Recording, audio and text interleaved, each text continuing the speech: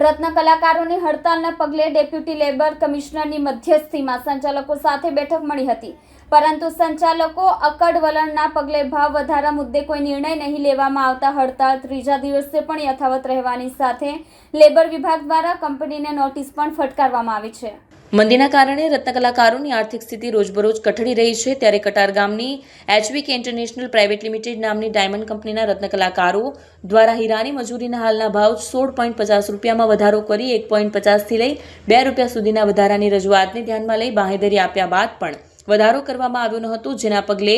16 એપ્રિલથી કંપનીના 80 જેટલા રત્ન કલાકારોએ હડતાળ ઉપર ઉતરવાની ફરજ પડી હતી। રત્ન કલાકારોની હડતાળને લેબર વિભાગ દ્વારા ગંભીરતાથી લઈ રત્ન કલાકારોની મુલાકાત લેવા ઉપરાંત કંપનીની પણ મુલાકાત લીધી હતી, જે અંતર્ગત ડેપ્યુટી લેબર કમિશનરની મધ્યસ્થીમાં હડતાળ કરનાર રત્ન કલાકારો, ડાયમંડ વર્કર યુનિયન અને કંપની સાથે મધ્યસ્થી કરી બેઠકનું આયોજન કર્યું હતું, પરંતુ કંપનીના સંચાલકો દ્વારા ભાવ વધારા બાબતે કડક વલણ અપનાવ્યું હતું। ડેપ્યુટી કમિશનરની મધ્યસ્થીમાં મળેલી બેઠક પડી ભાંગી હતી અને કોઈ નિરાકરણ ન આવતા આજે ત્રીજા દિવસે પણ હડતાળ યથાવત રહેવા પામી હતી। જો કે મહત્વની બાબત એ છે કે બેઠકમાં સંચાલકોએ અકડ વલણ તો દાખવ્યું હતું, પરંતુ લેબર વિભાગે લઘુત્તમ વેતન, બોનસ ચૂકવણી, ગ્રેજ્યુઇટી વગેરેની ચૂકવણીના રેકોર્ડ રજૂ નહીં કર્યા ન હોવાથી નોટિસ ફટકારી છે।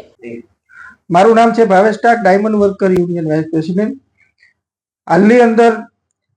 જે HVK ઇન્ટરનેશનલ ડાયમંડ કંપની છે એની અંદર 80 કરતા વધારે કારીગરો હડતાલ ઉપર હતા અને ત્યારબાદ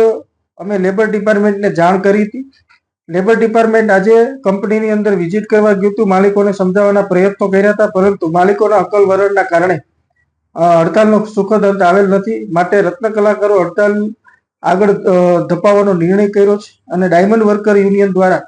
લેબર ડિપાર્ટમેન્ટને એક ફરિયાદ આપેલી હતી અને સુખદ સમાધાન માટેની પણ કીધેલું હતું, પરંતુ લેબર ડિપાર્ટમેન્ટનું પણ નહીં માનતા લેબર ડિપાર્ટમેન્ટ દ્વારા એક કારણદર્શક નોટિસ આપવામાં આવી છે। આ બાબતે અમે માનવ અધિકાર આયોગ, ફેક્ટરી ઇન્સ્પેક્ટર અને PF કમિશનરને પણ અમે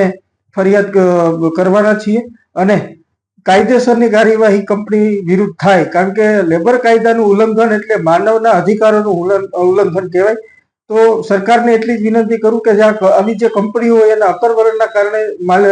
રત્ન કલાકારોના અધિકારોની અંદર ત્રાપ મારવામાં આવે છે, મજૂર કાયદાનું પાલન કરવામાં નથી આવતું, તો કડકમાં કડક કાર્યવાહી કરી આવી કંપનીઓને કાયદાનો પાઠ ભણાવે એવી જ હું સરકાર પાસે અપેક્ષા રાખું છું।